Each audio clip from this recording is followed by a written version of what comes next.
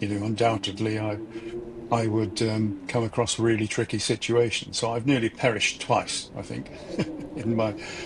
Oh, once was a sort of double perish, but Really. yeah. So when you're confronted with your own mortality, I think that sharpens you as well.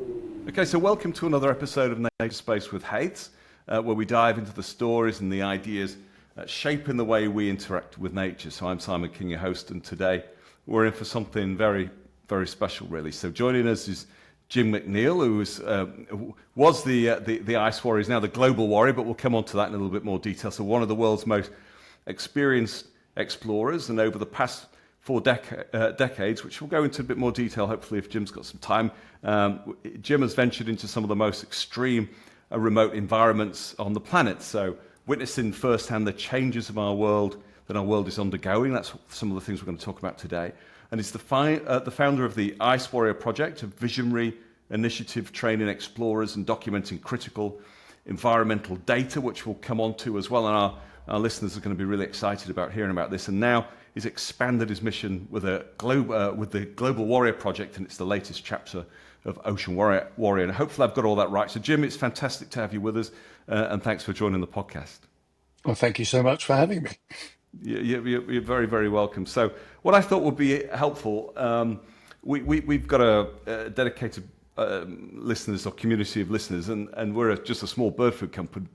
But I thought it would be very nice to really just understand a little bit about your journey, Jim. And so, your career as an explorer, done a little bit of research online, and obviously it seems pretty remarkable and understated in some respects. I first heard about you on LinkedIn and some of your comments, and I thought, well, wow, here's somebody that's seeing these changes firsthand. So I'm interested in that, and I know our listeners will be. But I thought if we can go back to the beginning, what sparked that interest in exploration, and was it something from your childhood, or did it come later?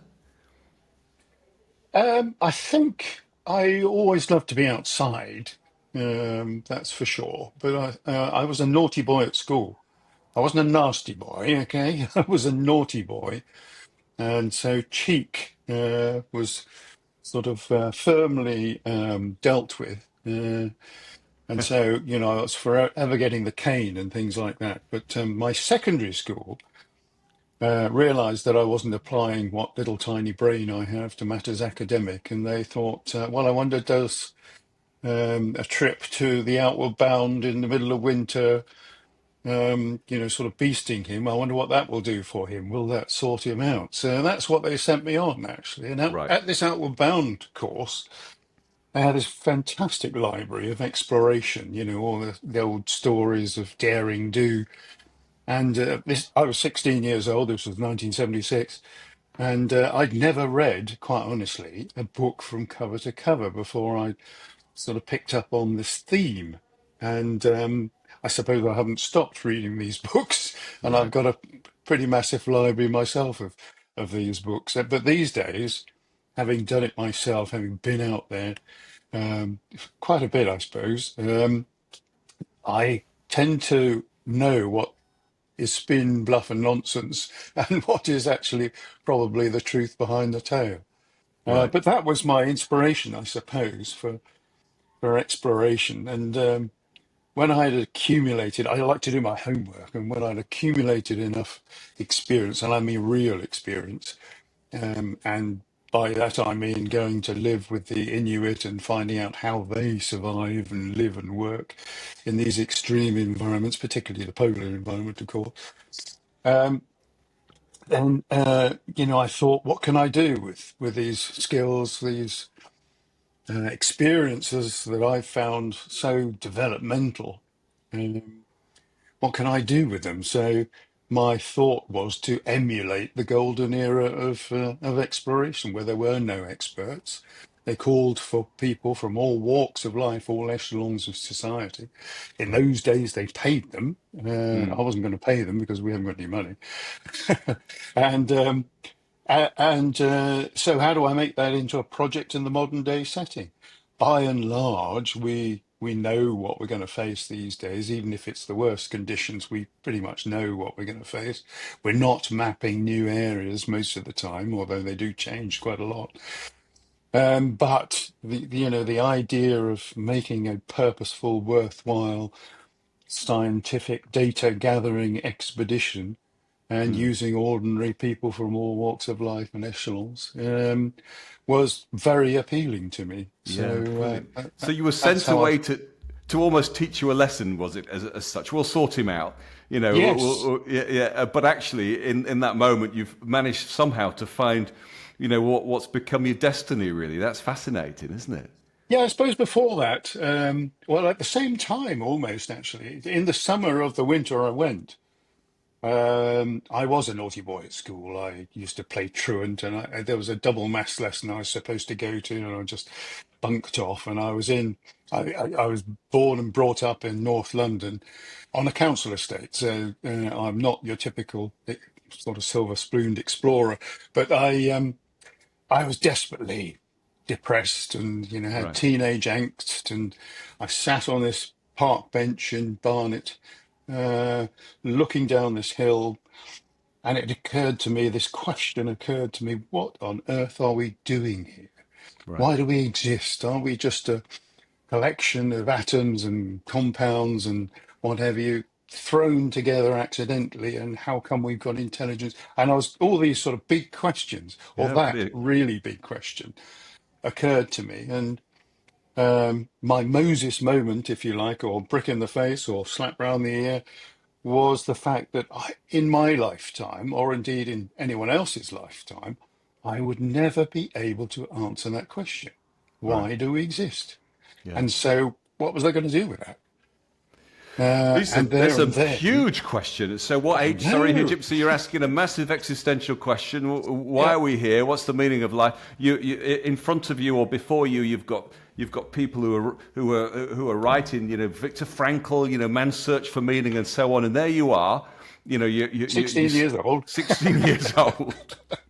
That's quite an interesting one because you said you were a bit naughty, but you weren't mean. You weren't, but you were obviously a thinking man. Even at 16, you were Yes, I suppose thinking. I've always been that.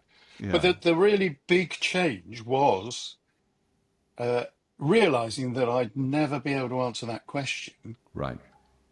What was the thing I could do? And the only thing that occurred to me was, it sounds incredibly corny, but it's gospel truth, if that's the right phrase. Um, I just resolved myself there and then not to waste life, to make Right. my life as worthwhile as possible in any which way, shape, and form I could. And so that was my driver then, and it still is my driver now. So I wake up in the morning thinking, what can I do, that contributes to our existence in a positive way, really? Yeah. So that's interesting. So you kind of set a new sand timer for yourself then, and just instead of racing ahead, just make the most of. And of these, this is interesting, really. I hoped we might come on to some of these things because I thought it would be interesting as we chat, really, just to break down and to be able to share with our listeners. We have some young listeners here who are part of the Haith team. And I'll have people. I'm just about to say. As old as my mum, but she might not thank me for that when she hears this. But we have quite a varied audience here. But the point being that whatever age we are in life, we've hopefully got more time to come. So, what can we take out of what you've learned so far? These little nuggets of information. One of them there is just making the most of the time of each day. So when you get up in the Yeah, morning, what can I do today? How can I keep this? What can I that's right. focus And, on? and don't waste life. I mean, I'd feel Yeah, terribly guilty when I waste life. I hate traffic jams because you're stuck in a car and you've yeah, got to concentrate on the driving, otherwise you're dangerous. And yeah. I suppose it's time for thinking, and that's what I dedicate that time to. But by and large, I will avoid a traffic jam like the plague. People ask me, because I've seen a few things and been a few places, whether I'm fearful of much. Well, I'm not Right. fearful of much, but what I really am fearful of is wasting life. It's Mm. corny but true. No, it's not corny at all. It will resonate with plenty of people here because, even well, we all have our challenges. So we're interested in hearing a bit. If you can spur us on in the morning to make sure we get out of bed, fill our bird feeders, and so on. Those things, it's not wasted on us. So, how did you turn that?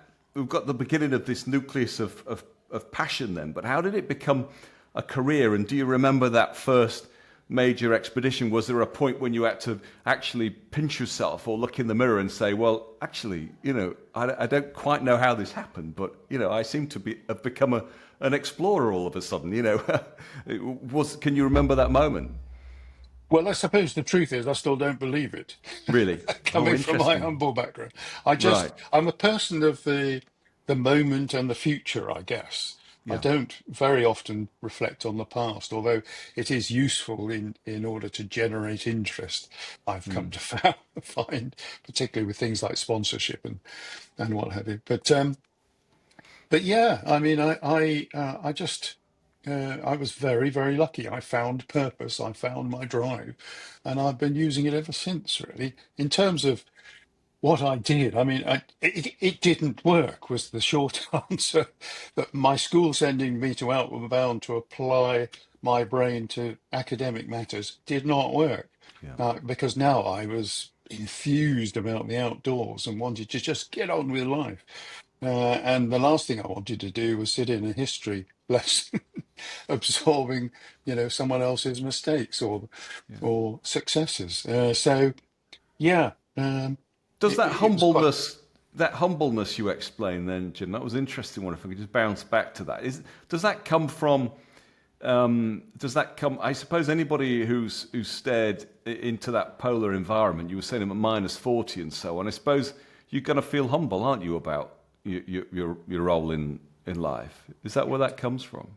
Well, Mother Nature's fantastic, and when you expose, and I've done this lots and lots of time to hundreds of people, when you expose ordinary people to Mother Nature at potentially her worst, or at the edge, if you like, Yeah. then spin, bluff, delusion, they all go out the window. There's no Right. point in being dishonest with yourself.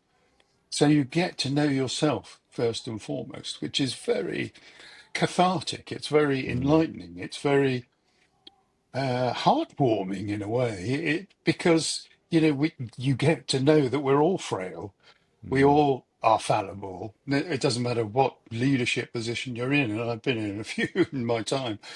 But you can make mistakes. That's the nature of the human beast.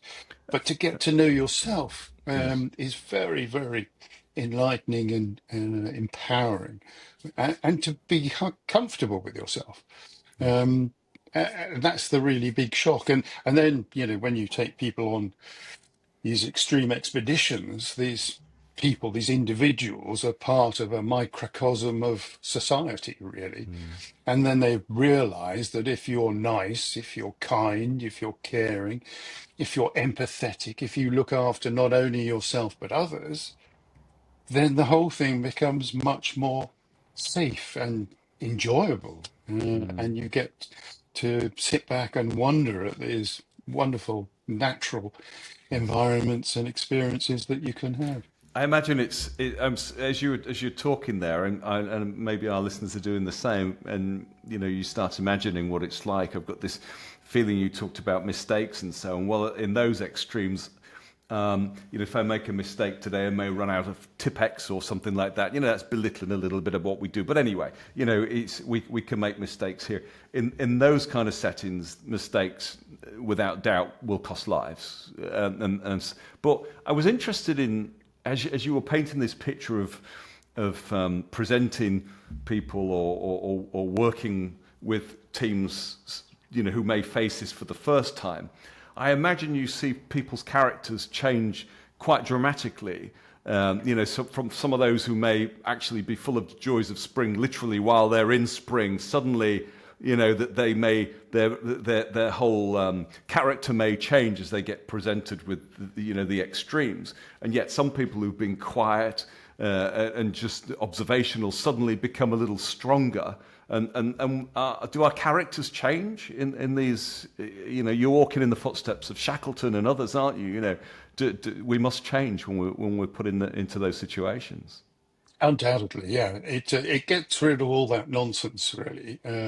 Machoism is a great one for men, Right, Out of over 500 people I trained to be polar competent, and I really mean that, so that you can send them off and they will survive in the polar environment.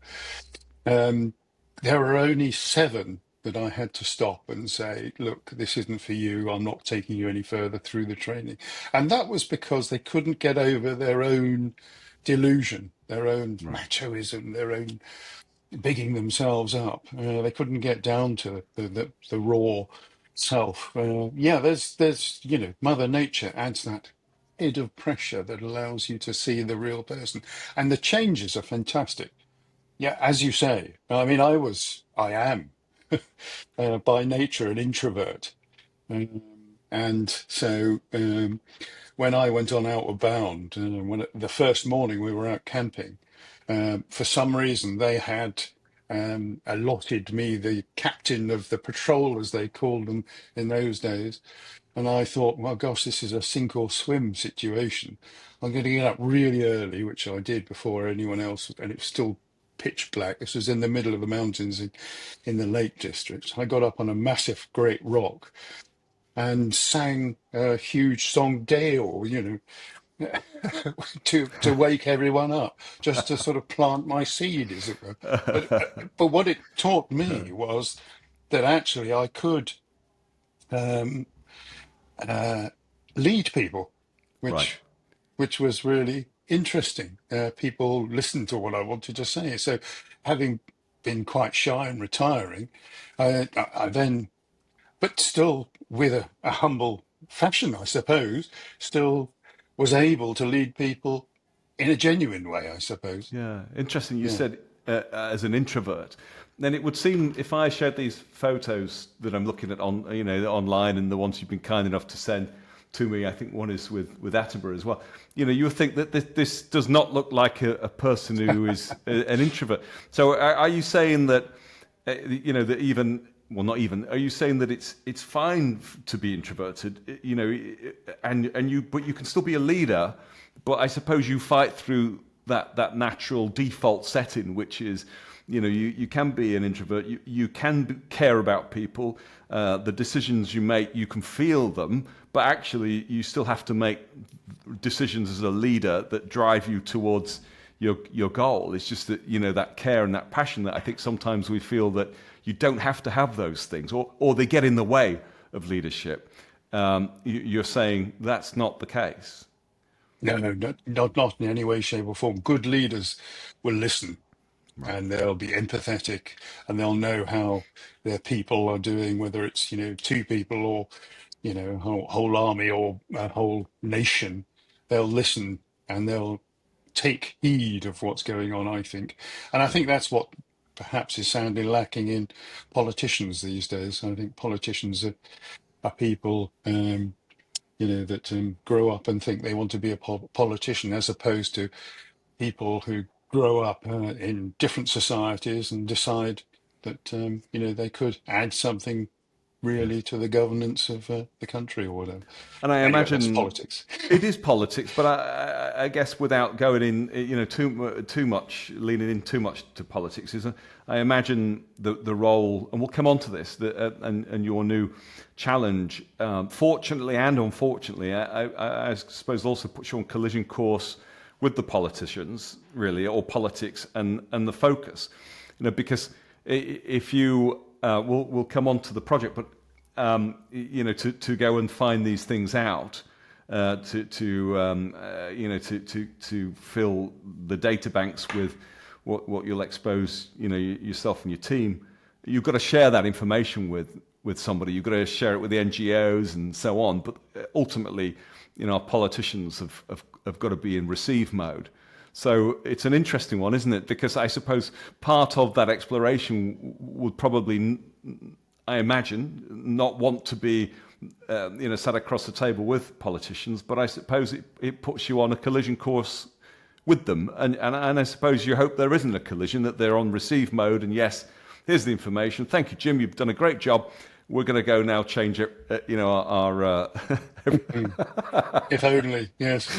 If only. We'll come on to that. But I'm interested. Can we talk about those challenges? Because, again, I think our listeners will. Some listeners will say, their challenge may be just, I don't know. It's very cold. How do I stay warm today? How do I make it to that empty bird feeder? But if I don't fill that bird feeder, who will? So, some of the challenges that you've been presented with. I wonder whether you could share a few of those moments where you've kind of been pushed to your limits, and perhaps your team have been pushed to their limits, and how you overcame it. What did you switch on? How deep did you dive, to bring that out of yourself? Well, it's all relative, isn't it? We've all got our mountains to climb. It's all how you define that mountain, really. But pushing myself into the extremes, undoubtedly, I would come across really tricky situations. So I've nearly perished twice, I think, in my. Oh, once was a sort of double perish, Really? yeah. So when you're confronted with um, your own mortality, Hmm. I think that sharpens you as well, and you don't,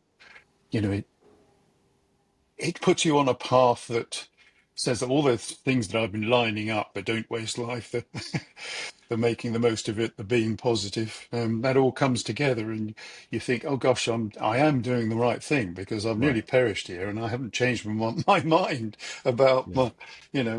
what I set out to do. So yeah, coming face to face with your mortality is quite interesting.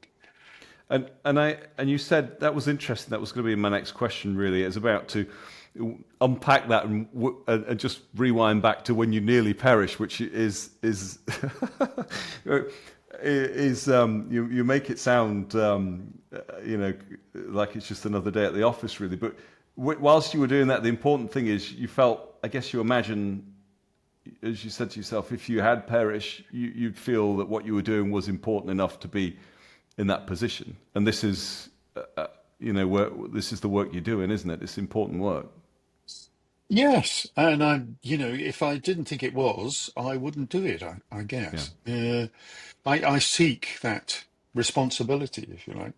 I found out that I was good at leadership, and, I ended up running a team that, dealt with very bad road traffic accidents. And, your leadership there is key, because, someone is in danger, or they're not in a good situation. They may be perishing themselves quite often. And we were a very busy team.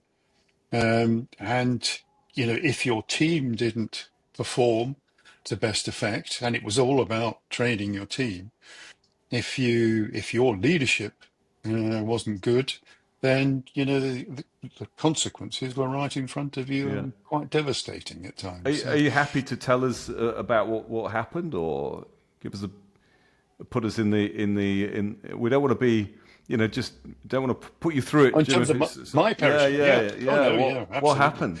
What Well, happened? there are two major cases. One I've just put on LinkedIn, actually. So if you suffer from insomnia and you want to go and see something, Right. We'll then we'll put there's a links to your LinkedIn post. LinkedIn page. Yeah, brilliant. We'll Uh, do that. So let's talk about that one, because that's Mm. probably easiest. The other one's much longer. So yeah, I was.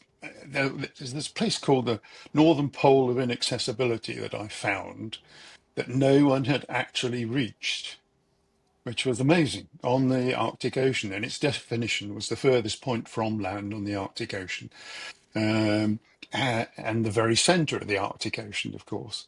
So with NASA, whom I was working with to measure sea ice and what have you from a scientific perspective, we re-established where this position would be using modern day technology and what have you.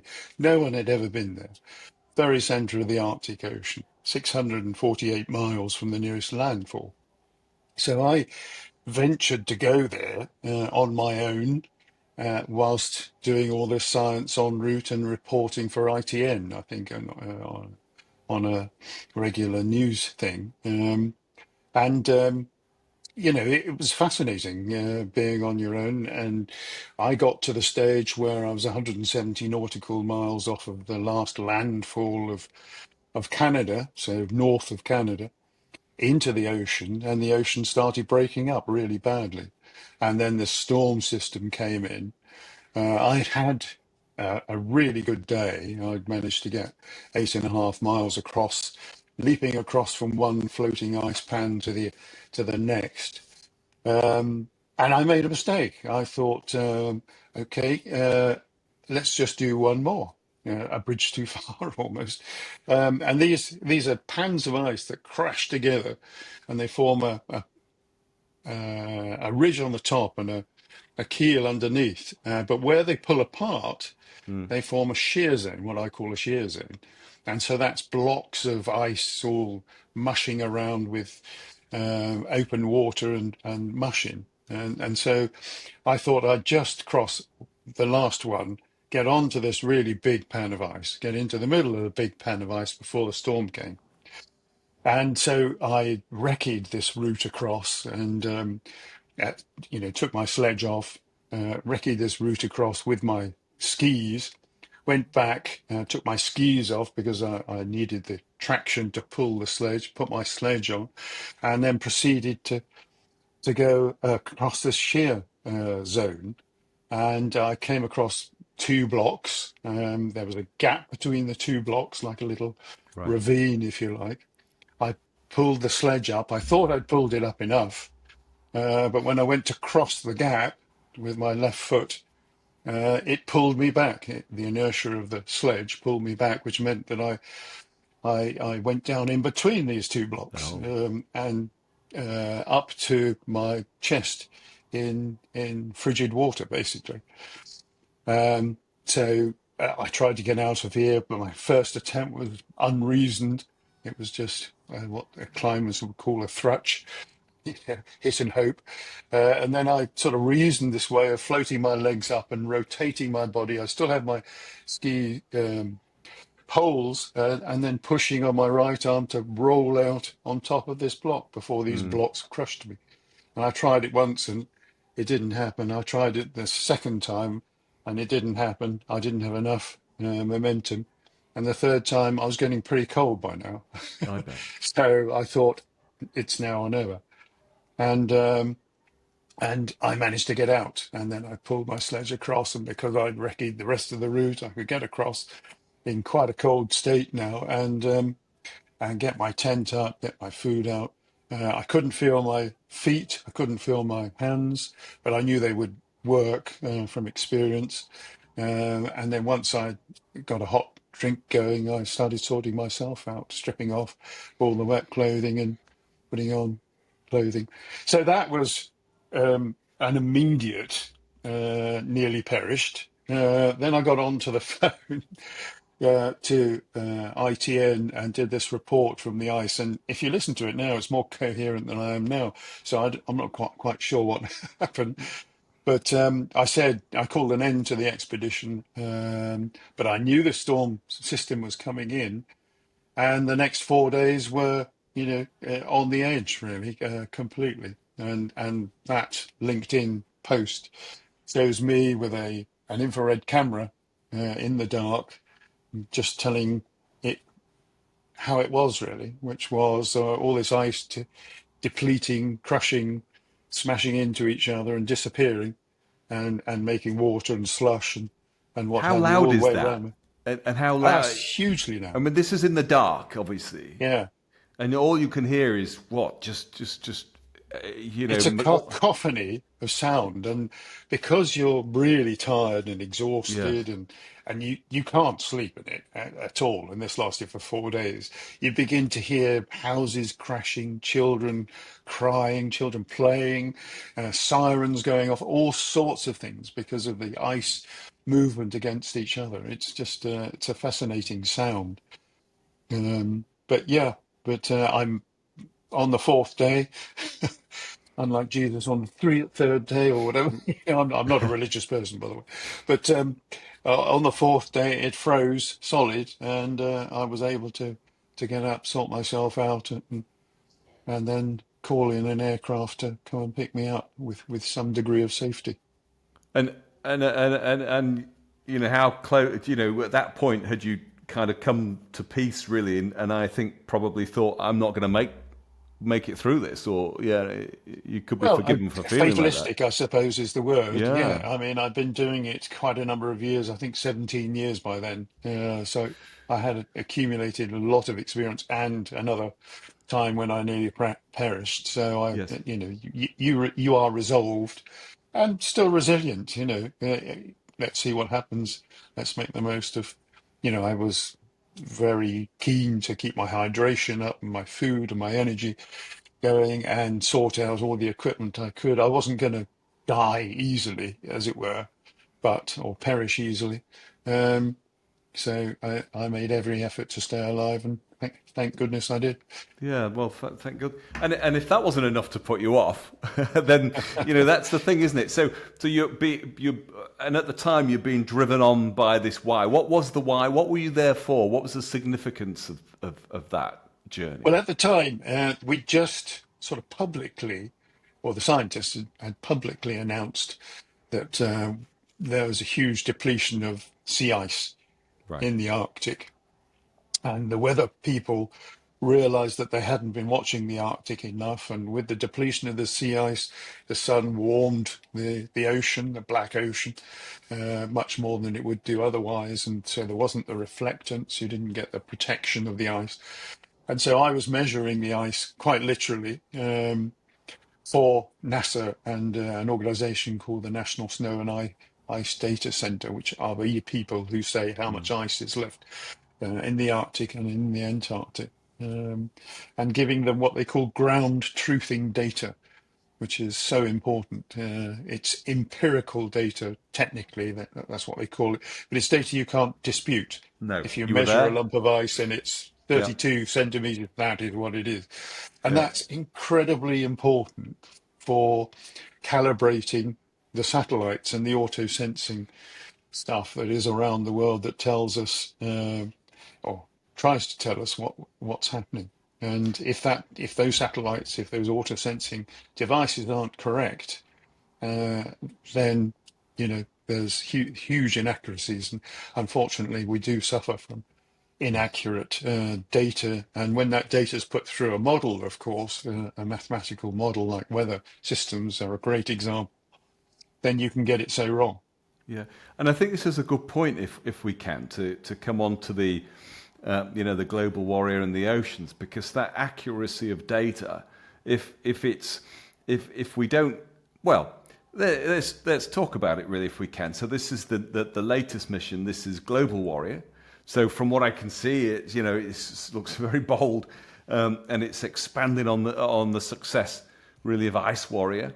And for our listeners who might not know, and we will put links in the show notes to theglobalwarrior.com and your LinkedIn page as well, because there might be some business people actually who think, hey, hang on, I want to get out of my office and find my why as well, so they can touch base as well. But can you share what Global Warrior is all about and what you hope to achieve with it, please?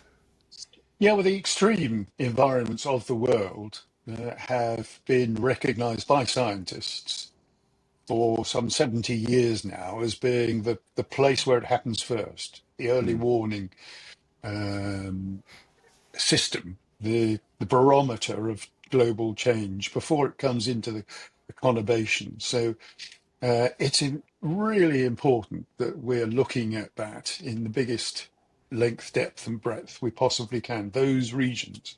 And so Ice Warrior was the first of those. It was always the model to take it into the other extreme environments, the mountains, the oceans, the jungles, um, and the deserts. And so it took me 23 years, but eventually in January 2023, I soft launched Ocean Warrior because the oceans were suffering so much, and I wanted to reach out. And I trained over 500 people, as I said, to be polar competent. We had 7 major scientific expeditions. We've been written up and cited in all the big scientific magazines and in probably the biggest journals and everything. So it was all a great model to take into the next extreme. And of course, the rationale overall is if we're not looking at these areas, like I say, in the greatest depth, then how do we know that anything we're doing in our own back gardens to mitigate climate change is Yes. actually working? If we Yeah. haven't got a decent finger on that pulse, then it may not be happening. Find yourself, yeah. I mean, you say in your video, every other breath we take from our oceans, it comes from our oceans, isn't it?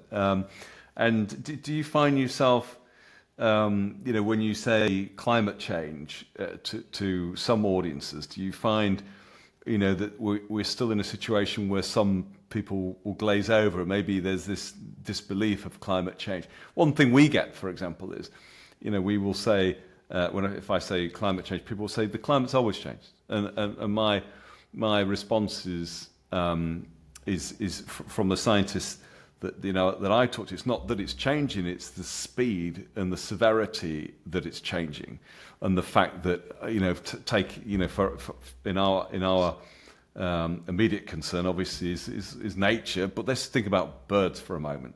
It's taken birds millions of years to adapt to what they have, and the weather and the climate's changing so fast. How do we expect nature to adapt at that rate of pace? And it just seems to be, it just seems to be impossible, really. But do you find that still? Do you, even though you were saying, well, I imagine over these many years that you've been traveling to these extremes, you not only, can you see the science?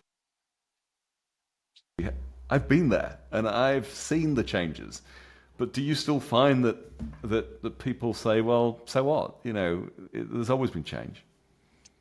Yes, people stand up and try and argue that it's just a natural thing, but the key is this is human induced. Right. These problems are human induced and exacerbated. We know from all sorts of data, and this is part of the problem. It is complex. It's hugely complex. There are Mm. so many variables involved in just measuring one of these factors, like the oceans. Um, you There is no doubt now, in any way, shape, or form, that it is us that has caused this heating problem. You can say about the natural cycles and all sorts of things, but if you actually study it, then there is no doubt that we are in the Anthropocene now, as they call it, and we are in control of what of our own destination, really, to a large extent. So, the idea of digging a hole and putting all our rubbish in Mm. it is, just ridiculous, isn't it? Mm. We know that's going to pollute. The idea of, swamping a field full of fertilizer and, when it's raining heavily and it washes it off and it all goes into the river system and all those sorts of things. We know that these things and energy. I mean, we've all benefited from oil and gas for many, many years. We've got to be pragmatic about it. We've Mm. all benefited. There's no point in having an enemy and a nice guy. We've just Yes. got to learn from it and move on because we Yes. know. And for years, at my talks, I talked about sitting in a traffic jam, sucking someone else's exhaust fumes in and me blowing them out, from my vehicle. It's just nonsensical to do it. It doesn't make Mm. any sense.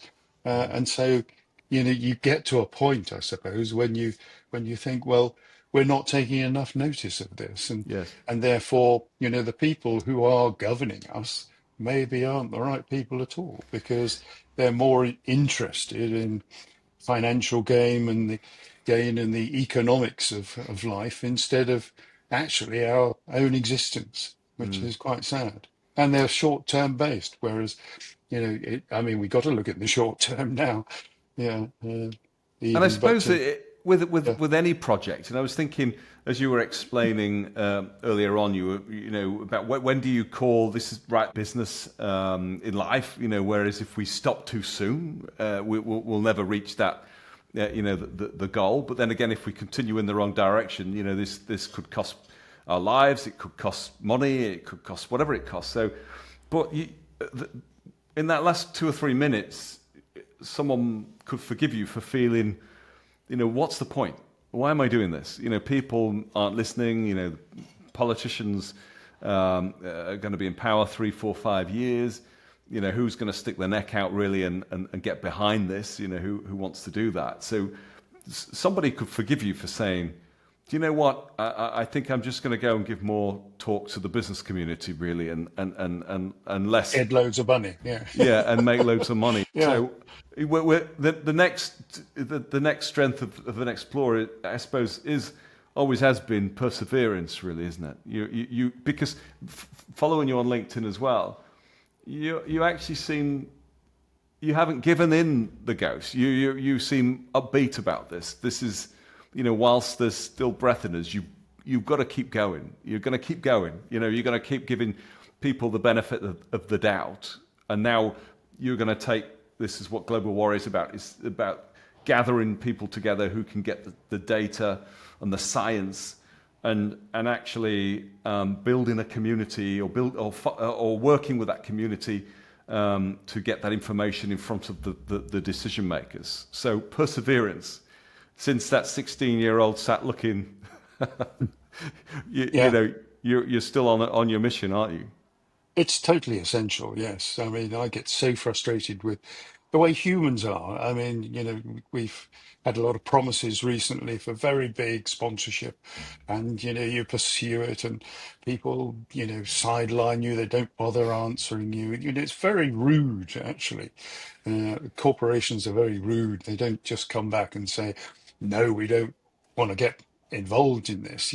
They sideline you and do all sorts of nonsense with you, which is immensely frustrating. But that aside, yeah, you need to be resilient in every which way, shape, and form. And at the end of the day, I'm an optimist. I started life as an environmental scientist working on the depletion of the ozone layer in Antarctica as a result of agricultural practices. Fertilizer on, gaseous emissions from fertilizer, nitrous oxides, breaking up the ozone layer, particularly in the south. And this was in 1980, so this was before it was all sort of publicly uh, known. By 1992, we had internationally and politically decided that CFCs were causing it and that we were going to ban CFCs. So, that's a precedent, a Yes. wonderful precedent to remind people of. We can, given the technology as well. I'm a great technology geek, all sorts of things, the use of different energies, hydrogen, perhaps renewables, and, natural renewables, and all sorts of things like that. The technology is there. If we pick up on the right technologies, invest in the right technologies, and push those people forward, they will find a solution without a doubt. Yeah. I think that the biggest thing that gets in the way is commerce, and the second biggest thing is our politicians. Yes. And the interesting thing then, when you were talking as well, one interesting thing that I want to call out really is the technology, because you're using the technology to send live broadcasts, or broadcast live. I understand, which is, I think, is interesting because, again, you talked to, in a way, you're there. If I can see the broadcast, that's quite an interesting one. I think it also raises the point. But some people may also be saying, well, okay, hang on.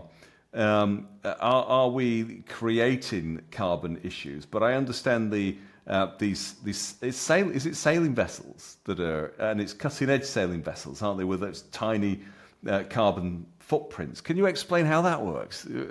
Maybe that's how it works, but that sounds fascinating. Well, Because you don't want to be creating problems really to resolve these issues. no, Yeah. no, and we will measure every bit of carbon we produce, and be very careful about how we source our food and everything else. We will have to use the motor, and the motors aren't very good at the moment, but that's where technology comes on, because I can speak to someone that's running electric yachting engines right now and say, look, do you want to be involved in this? Because I'd like your technology, and I will platform and demonstrate your technology and show that it can work even in the extreme environments, and stuff like that. So there's I trawl for things that we can use. The normal scientist uses gas guzzling, massive, great big, cruise like ships that are just polluting the place no end. I mean, if you take the Arctic and tourism, for example, it's increased 500% in the last 15 years. I mean, they're huge gas guzzling things polluting the areas, cutting the ice up, and all sorts of things. We don't want to have any of that. We don't want to cut any ice. We want to go up as close as we can in the safest possible fashion with some of the world's Mm, leading scientists on board these vessels, it's fair to say. And them rubbing shoulders with students that are progressing their careers in this, and your normal mm, person. And that, collaboration, we want to tell the stories of each one of those participants on these boats. And, their good parts, their bad parts, their warts and all portrayal, documentary wise, of how they get on. So just yeah, so that, when Johnny down the road in your village volunteers to do it, then his whole community can get behind him and understand why he's doing it, what he's going through, whether he's enjoying it at that point in time or not. And, it'll be a mixture of both. yeah. But they're fascinating human stories of development. And I think, the more you can portray how humans react to Mother Nature in its raw, the better off you are, really, Yeah. as a And society. assembling the kind of team, can you talk us through how do you do that? So you've scientists, you've people who I suppose want to come and learn how to sail. Maybe they're fonding some of this science, but how do you do it? What does this With team great look like? difficulty. Yeah, I imagine. I mean, it's just getting the story out there. I think people Mm, pick up on it straight away once they see it. But I'm only me, and it's only a tiny organization. There's just myself and Sam basically that run it, and but we do have some very good team members that help to run in a voluntary fashion. But that's all. It's only a tiny organization, so the more we can get the story out there, the better we are. And once people pick up on it, then it's great. It will be covered, by the media because I've done enough media work that, we've got the mainline sort of media coverage people interested, and they will follow it once we get going. And yeah. it will be a huge thing. And my dream, if you like, is to have, if you can imagine, a dashboard, huge, great dashboard in the foyer of every Tesco's, and little Fred goes up and presses the polar bear, and he finds out that Usain Bolt can't run faster than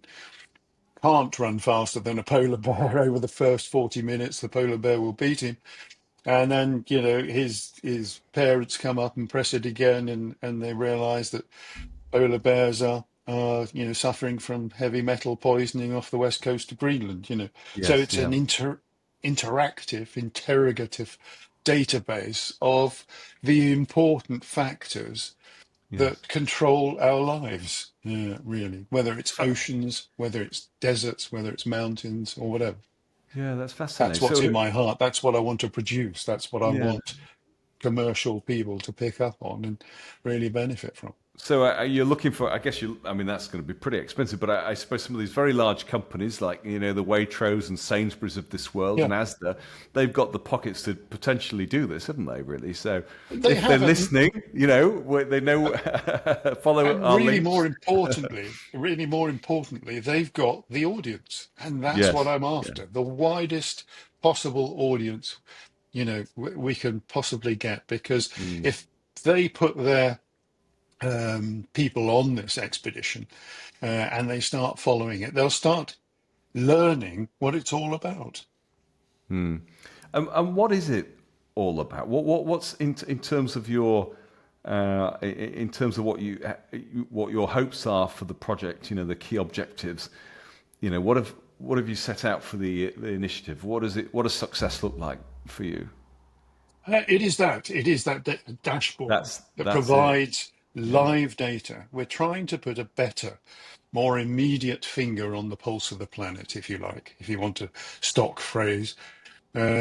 and more immediate is very important because scientists Mm. do their job. They do their research, which can be the best research in the world, but it's peer reviewed, and that review process takes at least 18 months before the real science and conclusions come out.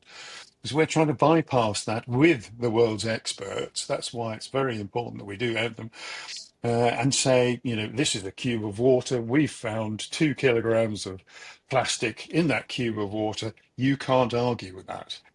And Yes. to get that across as a day-to-day story is just phenomenal because it won't only show how bad we're doing. When we start to turn it round, which I do believe we will, Mm. we'll see the benefits of that turnaround. Mm. Mm. And because it's a 10-year program at least, then we will actually track change Yes. because we'll be going over the same routes that are currently unsampled in extreme environments that are so important. And so we'll be able to track that change in an almost live capacity, which has never been done. And I'm a simple man. To me, it's a common sense thing to do. Yes. So why aren't we doing it? Yeah. We're doing all these, special ivory towers, bits and pieces, but it confuses the heck out of the public. It's simple parameters we're after. Mm. By and large, we do get complicated, of course, when we've got the experts on board. But, it's Yeah. Well, about putting that better finger on the pulse. I mean, we would. I'm sure others would join us, but we would love to, just to be able to share some of those basic bits and bobs of data with our listeners, and put them on our website, and just to help you share that. I mean, obviously, being able to replicate, what you would like to see is not something, we can do in isolation. But I suppose, if enough of companies like ourselves would say, well, let's put it on the website, let's share it with that. What does this, what does it look like? Or try and show the data in a way that resonates with, if we use this form of packaging, that is better because, Jim and his team have seen what microplastics look like, as you say, in situ of where they are. I remember speaking to, well, we've got a couple of people that come to mind here. One is we have a chap, James, aka the Canoe River Cleaner. So he cleans one of our local rivers here, chalk stream, and he removes lots of plastic and bread and all sorts of things. And when I talked to him on the podcast, I said, well, your job's really important. I said, think about it. What you don't remove will end up somewhere. And it just so happened, not long after that, I spoke to a chap called Paul Rose, who's an explorer, works with National Geographic as well on the Pristine Seas project and so on. And he tells the tale of seeing these plastics, so being able to feed that back to James and saying, look, the work you're doing there in Grimsby, in this case, don't ever feel that it's not part of something much bigger. So I think we would love to share any data that you think, well, maybe this is for Simon and his team at Haith. We'll share it. We'll give a few pages here and there, share it with our, hopefully we can send it to a few supermarkets. Come on, get on board with Jim and his team. We're happy to, be advocates of the Oh, it's good work very you kind do. of you. No Yeah, I mean, it problem, will man. be on its own site, so you can beam into that site and Perfect. register and take advantage of all that.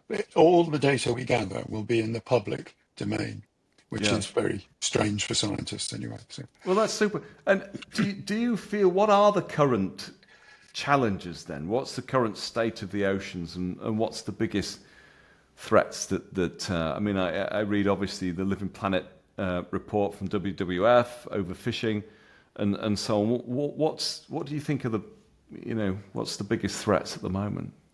How long have you got? Oh, okay. Yeah, I mean, it's all interreactive, it's all interlaced. So, excuse me, once your temperature starts rising with global warming, once that, changes the amount of ice that comes off of Greenland, for example. We have a lack of understanding about freshwater hitting salt water and the effect on the biodiversity of that. Acidification, occurs because too much CO2 is being absorbed by the oceans. That affects the corals. It's a huge, complicated Yes. nature, but picking it out into 12, serious bits of information is carefully, and I'll use that word very, very carefully, Mm. it is imperative, just so Mm. that we've got some idea. We can't possibly, not a single person can possibly compute exactly what's going on. But Yes. by dipping into these areas, we will have a much better understanding of how we are faring with the world and whether our influence on the planet is positive or negative at that point in time. And that's what we want to track. And I don't think that's ever been done. So No. And do you have access? Well, you will have access, but I mean, how much of a role will AI play in this? Because just with your mannerisms, and you mentioned about the data, but we haven't had access to something that is so capable of soaking up all this data. Whether it gives us the right answer or the wrong answer, it's still capable of bringing a lot of this information together. So will that play a role this time? I think it will, but it's down into the tunnel a bit more. Yeah, If we concentrate on raw data that cannot be disputed exactly. and we take findings from that, then the rest of the very clever scientists and everything else can start modeling with that raw, indisputable, irrefutable data. Then their models will be more accurate, and that's where AI will come in to model things far more accurately using this ground data, as the American would call it, ground truth data. And therefore the models will be much, much better. Yeah. And in a way, I suppose I'm falling into the trap there because I'm excited about what AI can do with the data, but also I'm guilty of looking what the weather's like on my iPhone when really I could just step out of the door sometimes and just see it for myself. And that Oh, yeah. boots on the ground, another Americanism, I suppose. But you are. If someone says, "Well, I don't believe that, Jim. That's not really how it is," and you can say, "Hang on, here's a photo of me." Taking that sample. There's a photo of our team Yeah. sailing through that water. This is what we did, and that is incontrovertible. Yeah. Whatever you say, That's right. that Yeah. is what happened. Yeah. That's the And strength of this project, isn't it? it is absolutely. Yeah. Yeah.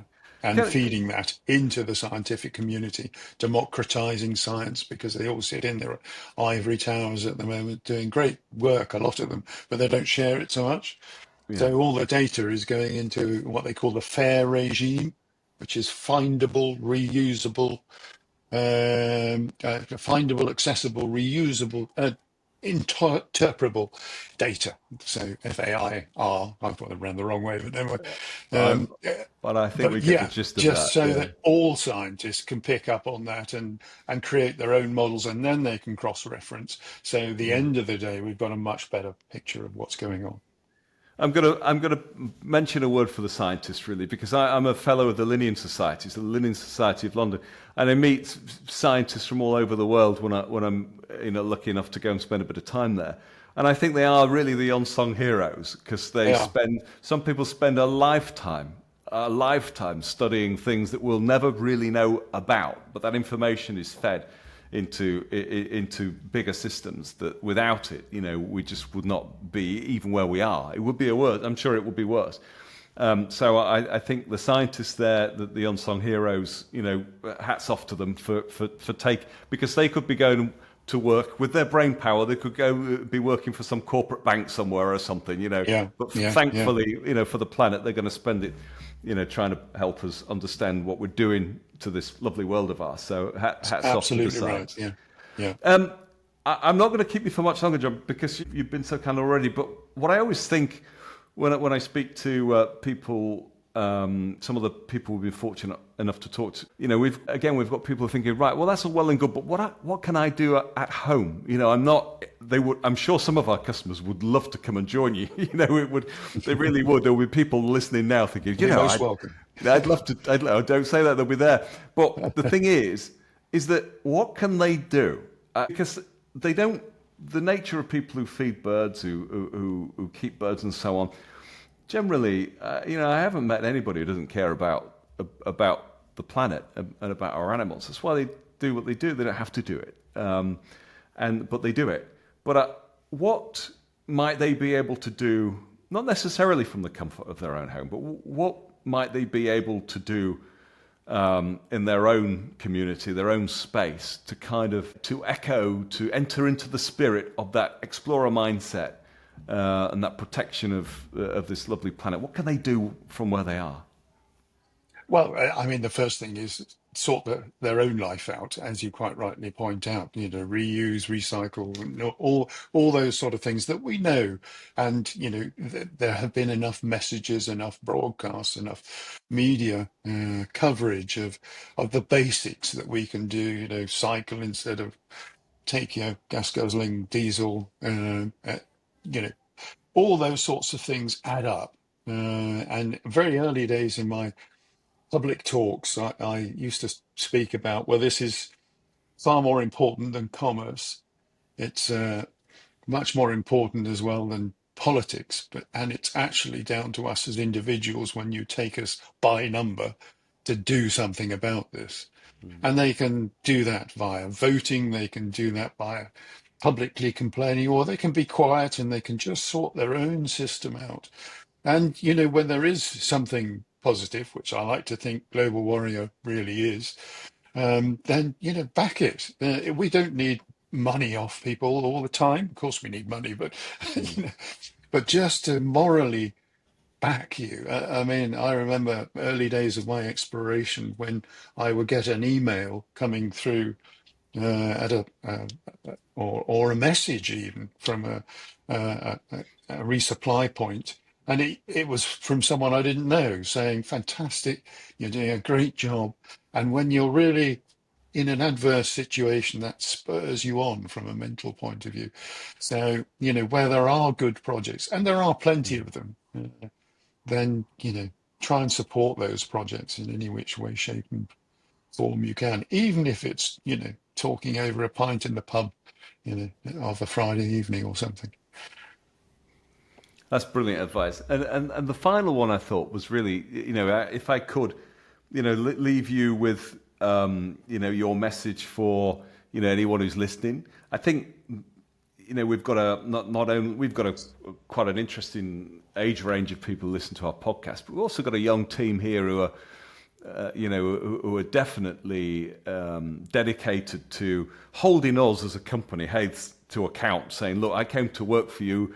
What are you doing that's different?" I mean, we do kind of. I mean, for example, we're on a 2-acre site, but it's on an industrial setting. It's not on farmland, because we thought, well, we moved recently. We thought if we move to farmland, we're taking away from the biodiversity, and then we've got to build it up. Whereas if we remain on an industrial setting, we can give more of our space back to nature. So that's why we're planting. We've put ponds, rather than put all our drainage underground. We've got attenuation ponds that we're changing into wildlife ponds. You should come and see us if you're in Lincolnshire. Come and drop by, I and certainly will. we'll Yes, show it'd you. be fantastic. Yeah. Yeah, but our gardens that we're planted, they've been planted for nature, and also we're engaged in more recent projects to open up the building for the community. So we want people to benefit from what we're doing, rather than we're trying to break that little bit of a mold, which traditionally as a company says, this is all ours, back off, and we're saying, well, actually, we've built this, why don't you come and enjoy it with us? And it's early stages of that, but we're passionate about that. But I just wonder whether, you might reflect back on that 16-year-old, that journey you've been from there to where you are now, and perhaps, offer some thoughts, a bit of advice, or some inspiration, really, to those our younger audience, really, who are thinking, well, what's my place in the world? Where do I go from here? Well, I think keep your eyes and ears open, and have I think what I benefit from is a vivid imagination, which gives me my futuristic look, if you like, but also a healthy skepticism, not a cynicism. But when someone stands up and says, I'm the best bird feeder in the world, then just have a look to see whether that's correct. Just don't take things at face value. Try and avoid the shock, the sensationalist press and media stuff. We live in a world, sadly, where you have to be sensationalist to get on in some respects, and it's not necessarily a good thing to do. But yeah, I mean, from a young point of view, it's all about gaining that knowledge. It's all about following the journey. It's all about pushing that journey. I mean, I'm getting on now. I've got two grandchildren and three children and everything else, and I'm pushing them in the right direction, hopefully guiding them in the right direction, inspiring them to some degree, I suppose. Um, but yeah, look to the people who are genuine. There's a lot of nonsense out there, and be healthily skeptical. Um, my father, my mother, my grandparents, all delighted in watching the birds in their garden, Oh, and they really? all delighted in feeding them. And Brilliant. take the simple things. Mm. When we all get into stinky moods and dips of depression, and am I going to make it? Or, do I have to go to that history lesson or whatever? Take something that's so simple, and benefit from it. And feeding birds in the garden is one of those things in my whole family tradition. Really. So I'm delighted to speak to you about that. It's take some of those simple things and really really enjoy them. A walk. I live in the middle of Dartmoor, and uh, just going out there, taking a breath of fresh air. You mentioned the weather earlier on. It's so complicated, the weather. It's a prime example of such a complicated system. But here we live on the west side, and that's predominantly where the weather comes in. And people say, "What's the weather doing this morning?" And we go out and have a look because you can get all forms of weather in a single day on Dartmoor. And I bet. Yeah. what's coming in the next 20 miles you can see just about. Yeah, that's amazing. I think that's great advice. Sometimes, just being a little bit aware. Listening to. I think in our heads, it would be forgiven for being, sometimes looking at the negatives or sending our attention where whoever's shouting loudest. It's always been the case, isn't it? Really, but I think that's brilliant advice. I really appreciate that. And I think, thanks for sharing your stories today. I think, on behalf of our team, we hope that the global warrior, the ocean warrior, is going to be make the impact that it sounds like it will make, and actually just connecting with you today, hopefully, will play a little bit of a part in that. We'll definitely keep a track of where you go and share that with our listeners as well, and connect with that website. We'll put some links to Global Warrior and to your LinkedIn page and so on.